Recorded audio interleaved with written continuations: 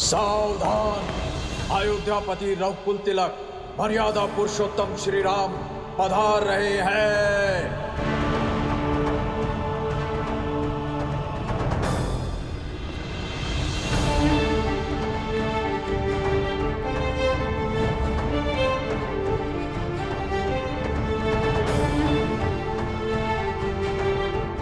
जय श्री राम! जय श्री राम!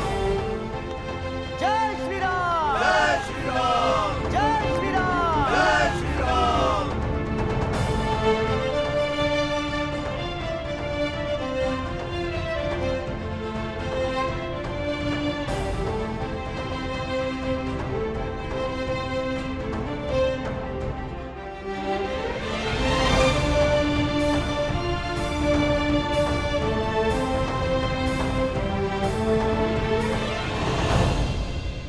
आज की सभा आरंभ की जाती है। सदा की भांति अयोध्या में न्याय की जीत होगी, धर्म की स्थापना होगी।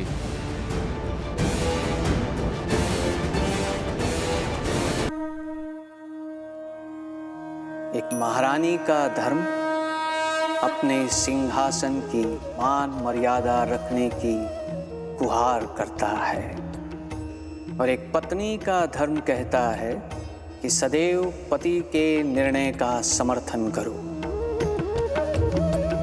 आज के पश्चात धर्म की अयोध्या में अधर्म का कोई अपवाद शेष नहीं रहेगा।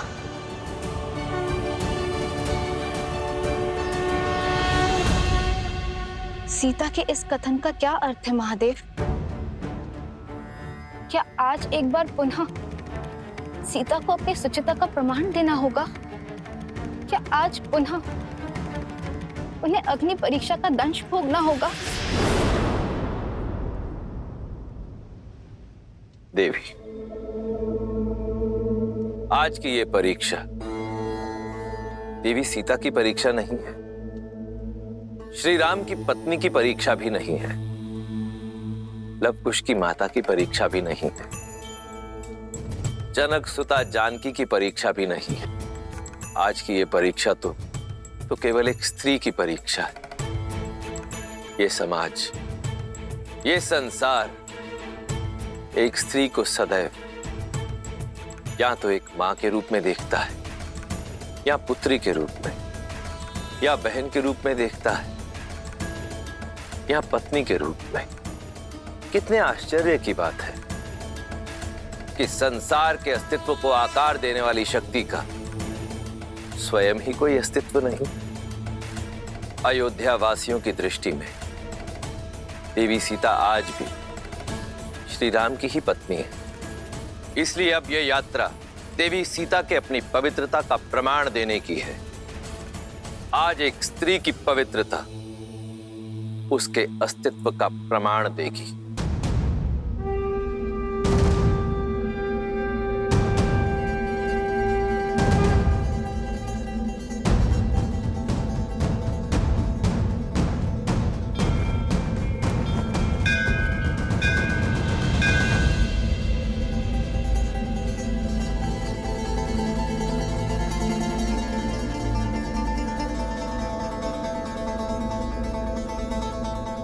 जनक नंदिनी रघुकुल वधू देवी सीता पधार रही हैं।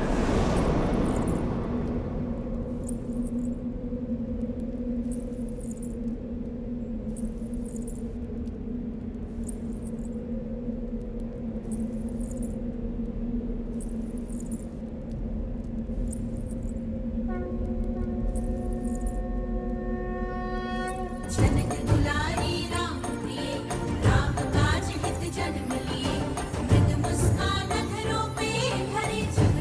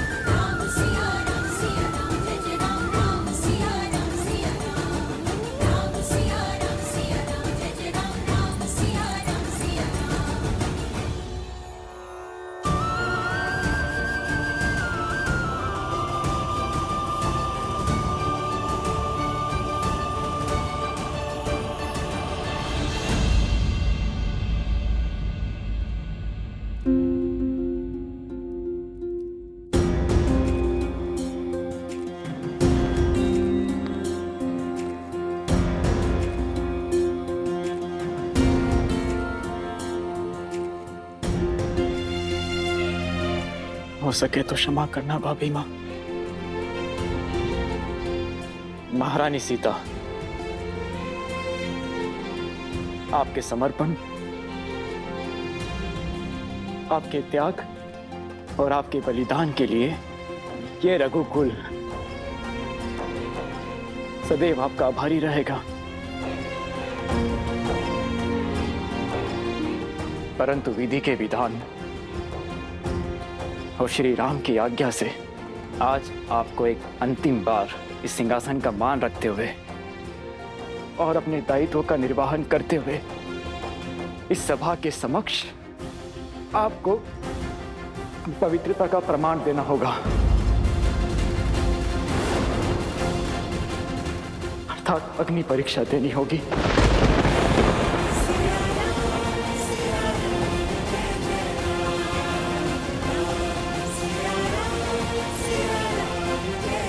ताकि आप पर उठने वाली एक भी उंगली शेष न रहे, आपके पावन आंचल पर एक भी लगने वाला कलंक शेष न रहे। आने वाले युग आपको सम्मान की दृष्टि से देखे।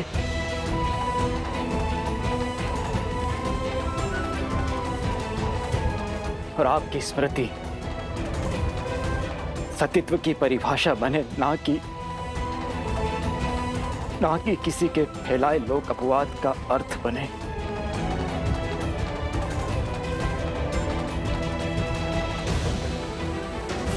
ये पाप है।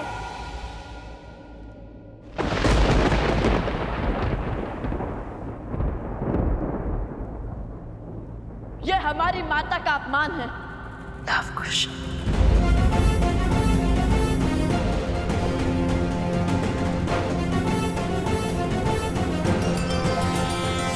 जो नदी के तट को मिलाते से पूजन में मात पिता मिलन के हेतु रामचंद्र सिंह विरह घटाने प्रकटे लव कुश रूप सुहाने।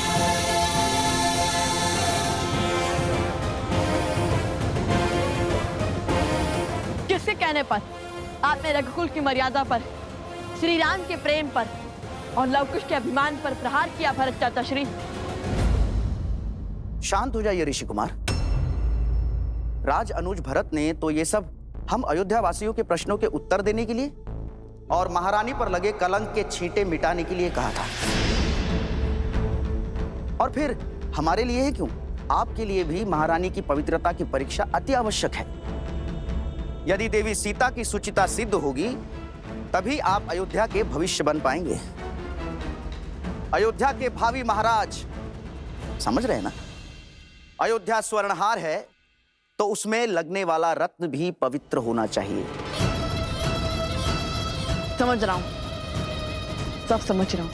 आपको हमारी माता की पवित्रता का प्रमाण चाहिए। हम रघुकुल के वंशज है या नहीं, इसका स्पष्टीकरण चाहिए ना आपको।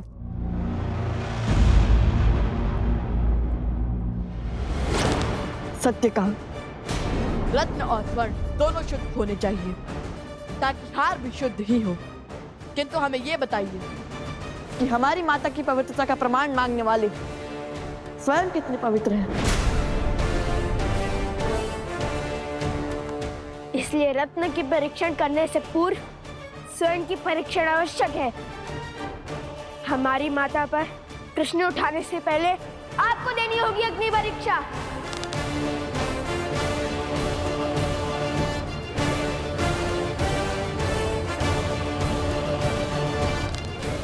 अग्निअस्त्र, अग्नियास्त्र।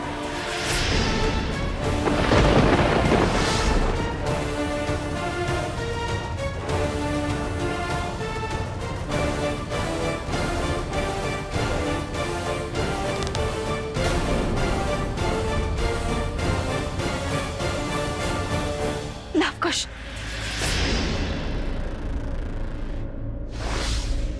अग्निअस्त्र आह्वान का दुस्साहस कैसे किया तुम दोनों ने?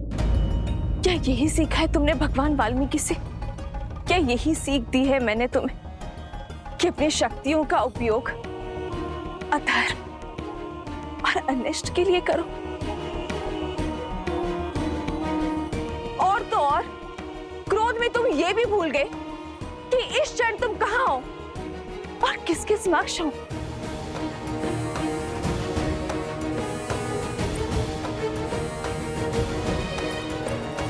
ये युद्ध भूमि नहीं है, ये अयोध्या की सभा है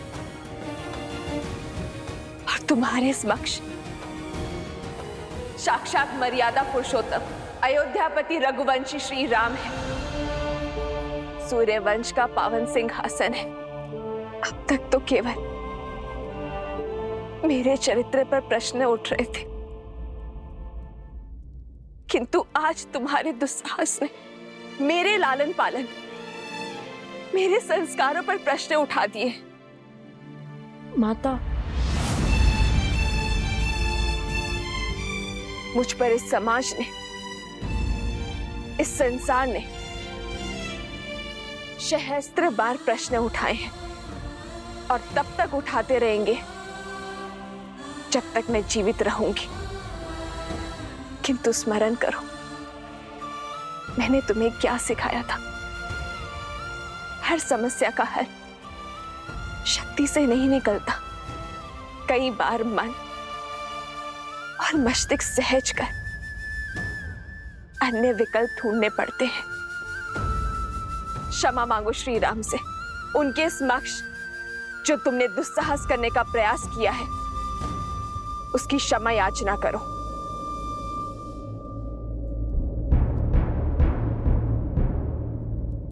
हमसे भूल हुई महाराज राम, कृपया हमें क्षमा कर दीजिए। किंतु हम क्या करते?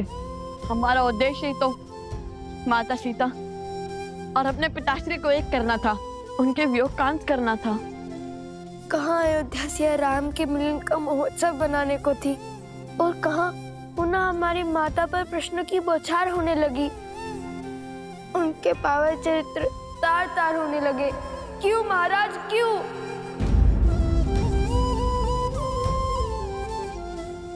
तुम्हारे माता पिता अबोध नहीं है, जिन्हें पुनः मिलवाने का दायित्व तुम्हें उठाना पड़े। सियाराम सदा एक दूसरे के साथ थे, हैं और रहेंगे।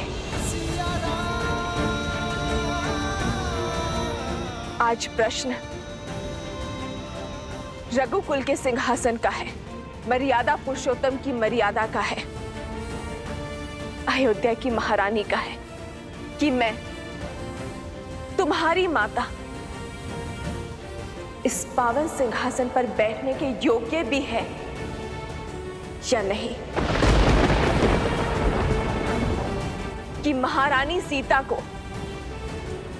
महाराज राम के साथ इस सिंहासन पर बैठना चाहिए या नहीं। और इसी सत्य को साक्षी करने के लिए मुझसे अग्नि परीक्षा की मांग की गई है।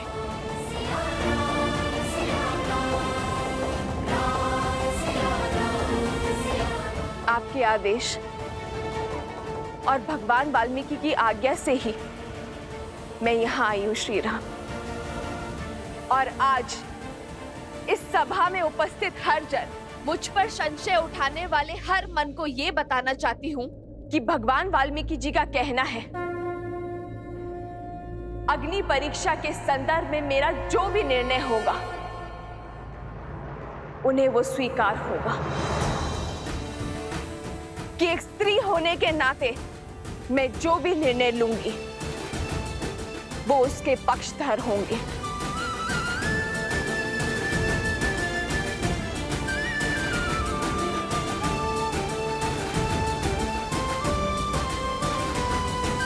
और मैं जनक नंदिनी सीता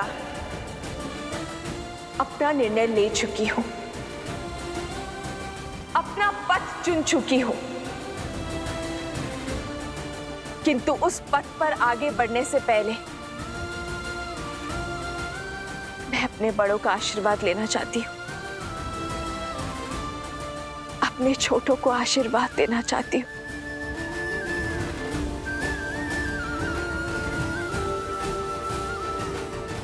अपने पति श्री राम से आज्ञा लेना चाहती हूं।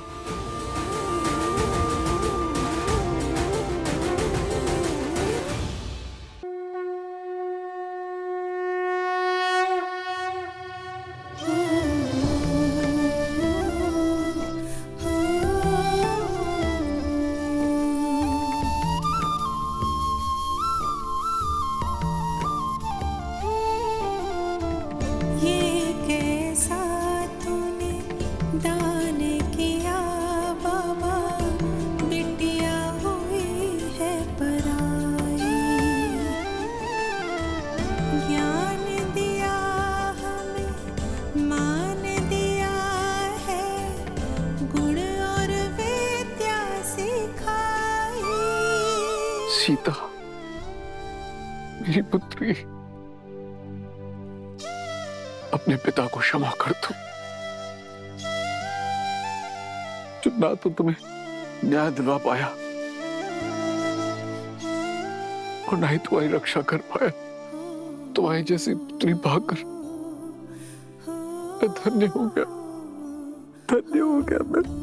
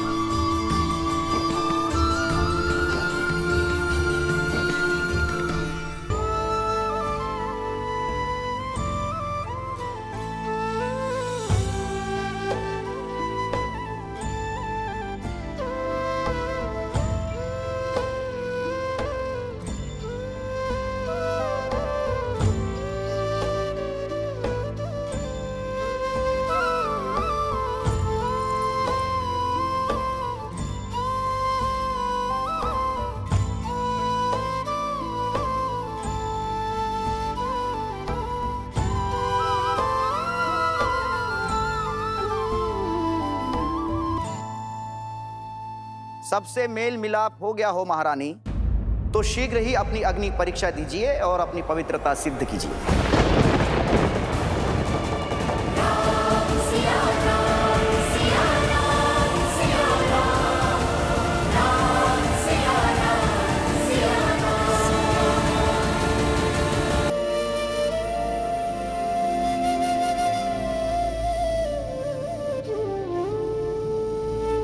सबसे मेल मिलाप हो गया हो महारानी, तो शीघ्र ही अपनी अग्नि परीक्षा दीजिए और अपनी पवित्रता सिद्ध कीजिए।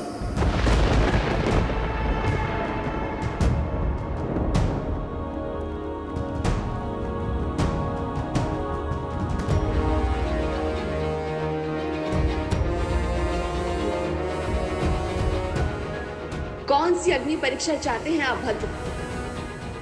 स्पष्ट कीजिए, क्योंकि स्त्रियों की परीक्षा तो उनके जन्म से ही आरंभ हो जाती है। उन्हें पुत्री बनकर भी परीक्षा देनी पड़ती है। कुल पुरुषों के नाम से जाना जाता है, पर उसका नाम, मान और मर्यादा की रक्षा एक स्त्री को ही करनी पड़ती है। उसकी एक भूल, एक अपराध पूरे कुल पर कलंक बन जाती है।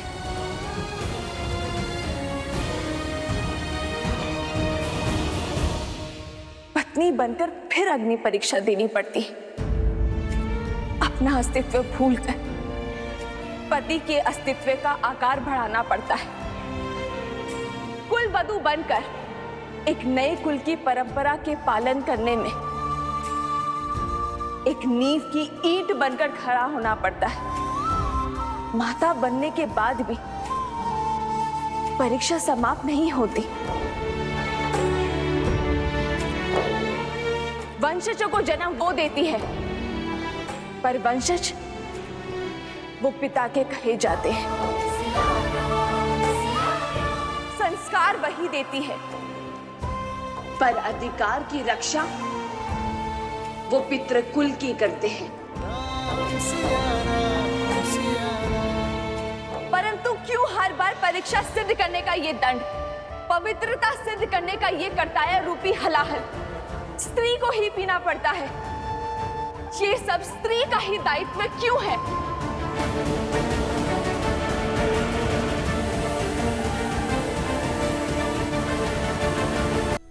स्त्री का दमन करता पुरुष समाज है,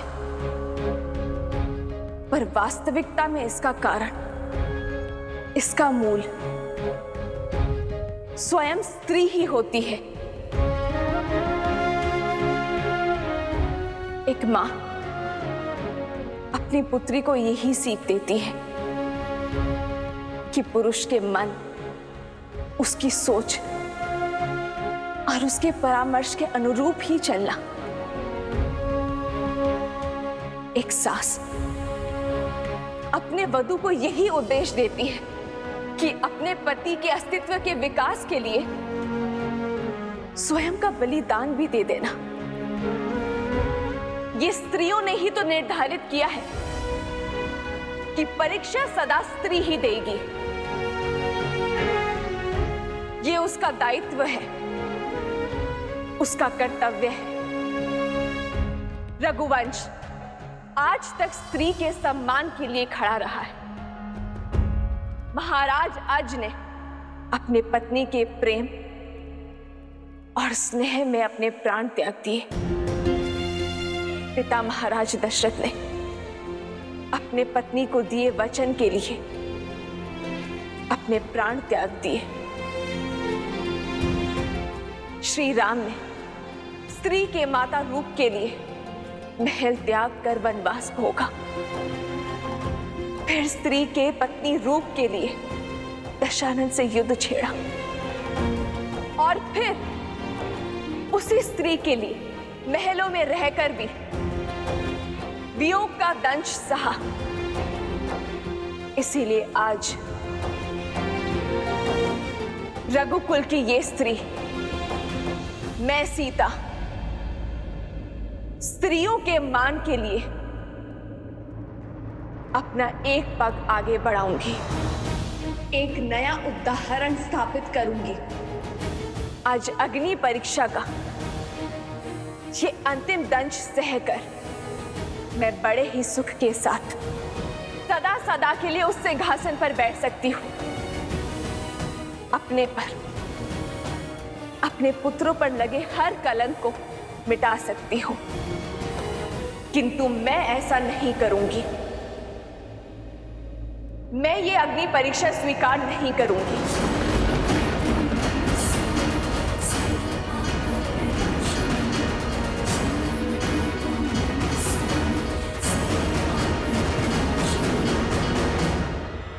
क्योंकि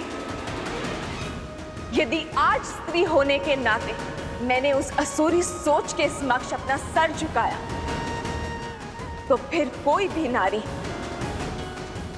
अपना सर नहीं उठा पाएगी।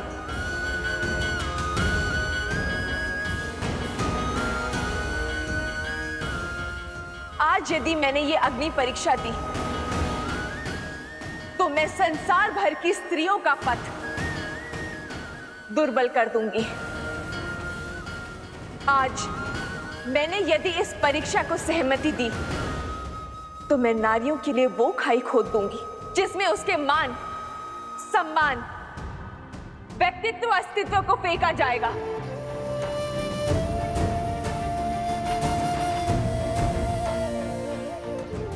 आज एक स्त्री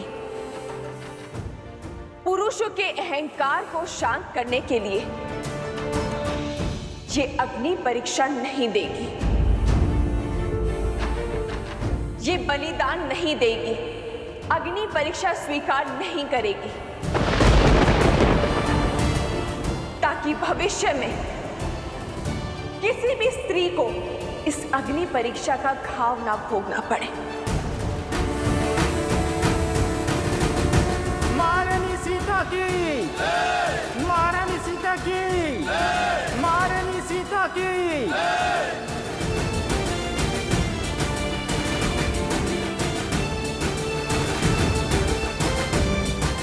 आज जो मैंने निर्णय लिया है वो ना एक महारानी होने के नाते लिया है, ना पत्नी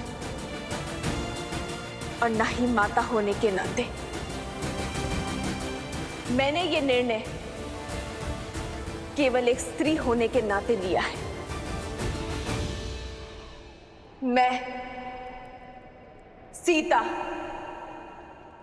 श्री राम की पत्नी, रघुकुल की पुत्रवधू, पूछती हूं इस प्रकृति से, यदि मैंने अपने पूरे जीवन में अपने पति श्री राम के सिवाय किसी पर पुरुष का स्मरण ना किया, भूल से भी कभी अपने धर्म के विरुद्ध जाकर अपने पति व्रत को संकट में नहीं डाला, यदि सीता तन से, मन से केवल श्री राम की है, पृथ्वी, मुझे अभी इसी क्षण अपने गोद में संभालो।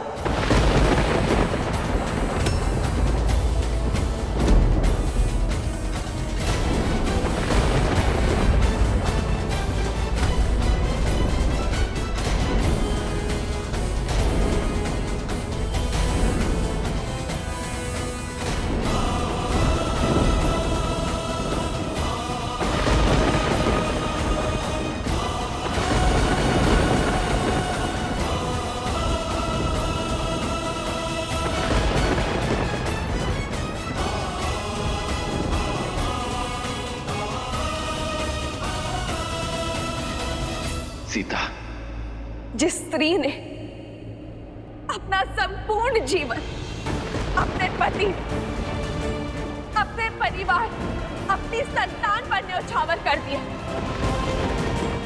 अपने को नहीं, अपने परिवार पर, अपनों पर समर्पित कर दिया, आज बात उसके चरित्र पर अटकी है। समाज उसके पतिव्रत की परीक्षा चाहता है।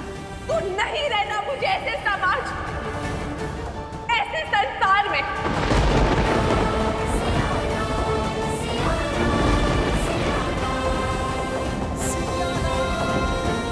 मेरा हर कर्तव्य, हर उद्देश्य,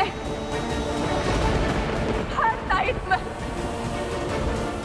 यही समाप्त होता है। हे मां भगवती, देवी स्वरूपा, आपके भीतर से निकले भूमिजा आज पुनः आपके भीतर आश्रय जाती है।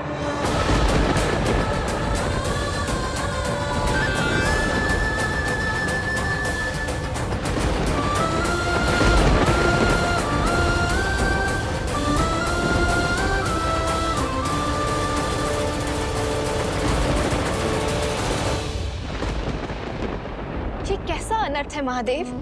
ये कैसे संभव हो सकता है? क्या सिया राम को फिर से वियोग सहना होगा? सिया राम इस धरती पर साक्षात लक्ष्मी और नारायण का अवतार है। जिस प्रकार इस पृथ्वी लोक पर एक होने के लिए इन दोनों को वैकुंठ लोक में एक दूसरे से पृथक होना पड़ा था, उसी प्रकार आने वाले मिलन की वेला के आलिंगन के लिए इन दोनों को पुनः एक दूसरे से पृथक होना होगा, वियोग का दंश सहना होगा, नियति के इस खेल के समक्ष नतमस्तक होना होगा। अर्थात राम बिना रोके, बिना टोके अपनी सिया से पृथक होना स्वीकार लेंगे, मिलन का प्रयास तक नहीं करेंगे।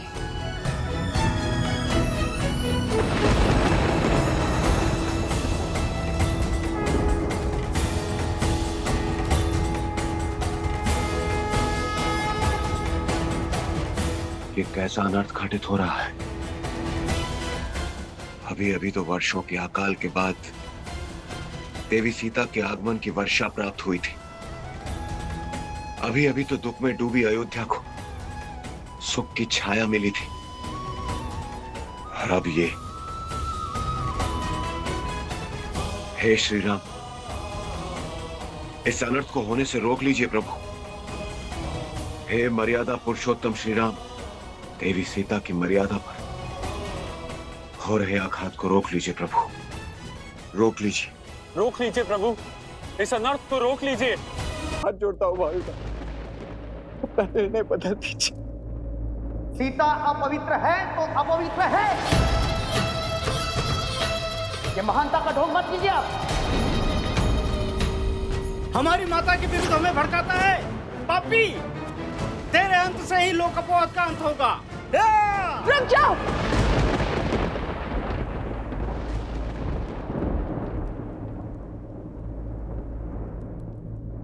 क्या आप सब भूल गए हैं राजदरबार की मर्यादा? छोड़ दो इन्हें।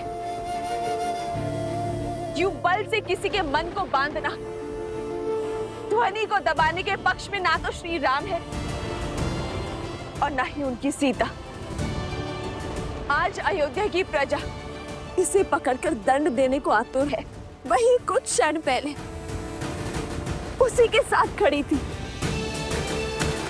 यदि मेरी पवित्रता पर इतना ही विश्वास था तो पहले ये प्रश्न ही क्यों उठाया? मेरा समर्थन क्यों नहीं किया? किसी और ने भ्रमित कर दिया। ये कहना बहुत सरल है, परंतु सत्य तो ये है कि कहीं ना कहीं आपके मन में भी स्त्रियों के विरुद्ध शंका थी, मेरे विरुद्ध संशय था। और इसीलिए आप सब इसकी बातों में आ गए। और आज जब मैंने अपने प्राणों को त्याग करने की बात कही, तब आपको विश्वास हुआ कि सीता पवित्र है। वो विश्वास इसे भी होगा, पर कदाचित समय लगेगा। ये युद्ध सीता और अयोध्या की प्रजा का नहीं है, चेतना और लोक अपवाद के बीच है। जैसे आप सबको अपनी चेतना जगाने में इतने वर्ष लगे, इनकी चेतना भी जागेगी, क्योंकि हम सब में एक ही आत्मा का अंश है जो परमात्मा से जुड़ा है। जब इनके भीतर का अंश मेरे भीतर के सत्य को देखेगा तो वो स्वयं लड़ेगा लोक अपवाद के अधिकार से।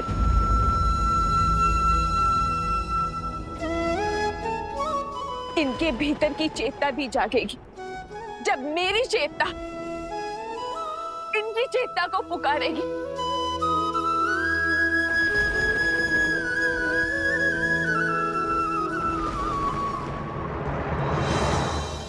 जय श्री राम।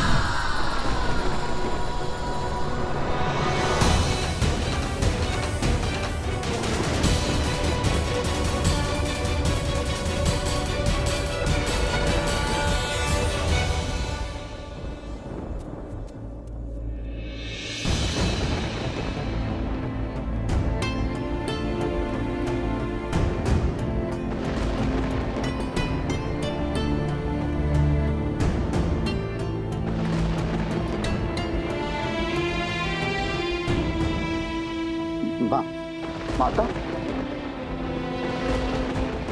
आपने मेरी रक्षा की। जिसने आप पर कीचड़ उछाले, आपने उसकी रक्षा की। माता, आप धन्य हैं। माता, आप धन्य हैं। मुझे क्षमा कर दीजिए। मैं आपकी पवित्रता को समझ ही नहीं पाया। मुझे क्षमा कर दीजिए माता, मुझे क्षमा कर दीजिए।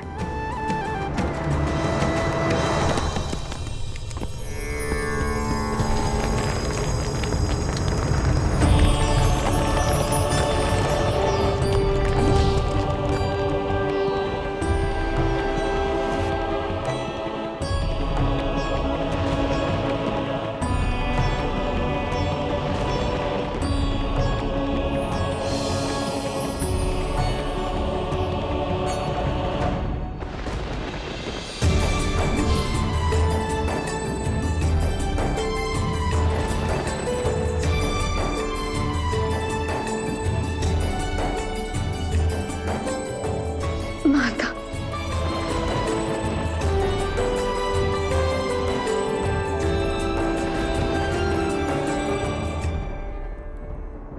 माता,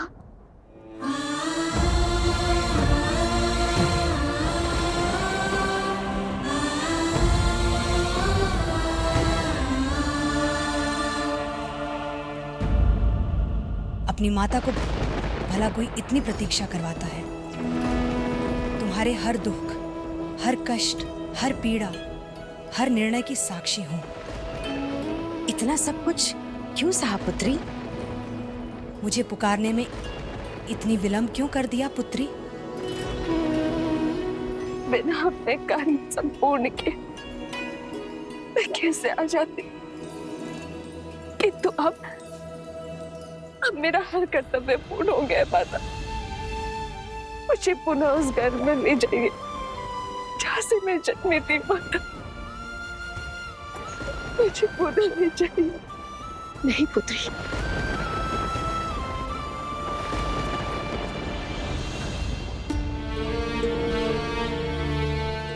पुत्री, राम इस समय राज धर्म के बंधन में बंधा हुआ है।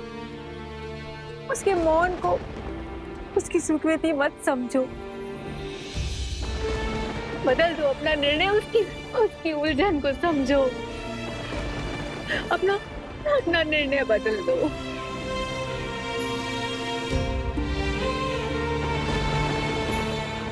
माता,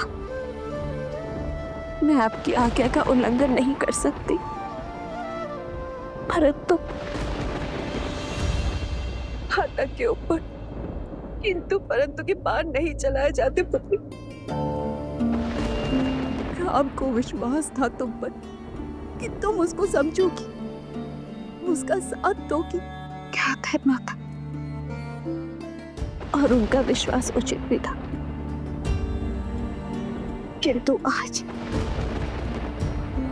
उन्हें भी विश्वास जताना होगा कि उनकी सीता का ये निर्णय भी उचित है।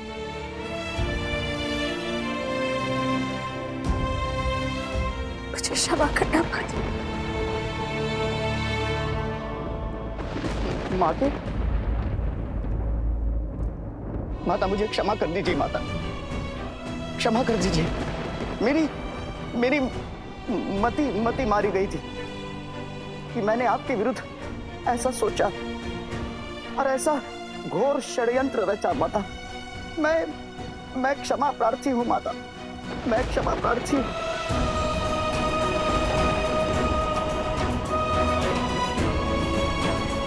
मुझे सच में नहीं पता माता मुझे क्या हुआ। मैं तो आपके दर्शन करने के लिए अयोध्या आने वाला था, परंतु अचानक से न जाने मेरे मति पर एक धुन सी छा गई। और माता उसके पश्चात जो कुछ भी हुआ वो मैंने नहीं किया माता। कदाचित मेरे रक्त में कोई शक्ति थी, परंतु माता अब दूषित रक्त बह गया है और कहीं जाकर अब चेतना जगी है। माता मुझे क्षमा कर दीजिए। माता मुझे क्षमा कर दीजिए।